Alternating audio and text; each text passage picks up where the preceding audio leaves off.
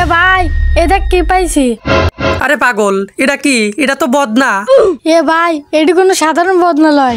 কে রে, তুই এমন ভাবে কতিছিস যেন এটা জিনের প্রদীপ পা ফেলাইছিস তুই। আর ভাই আমার বাড়ির পাশের জঙ্গলের ভিতর পাইছি, এটির ভিতর মানে জিন আছে। আরে ভাই সত্যি নাকি? যদি এর ভিতর জিন থাকে তাহলে তো আমরা অনেক বড় লোক হয়ে যাবো নে। তাহলে চল যাই, জিনটা বাই করি। তাহলে চল। চলো।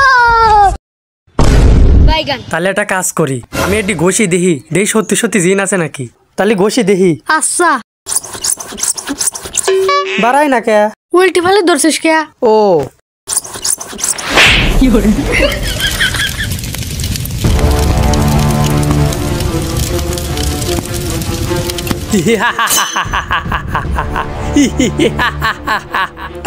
আপনি কিডা?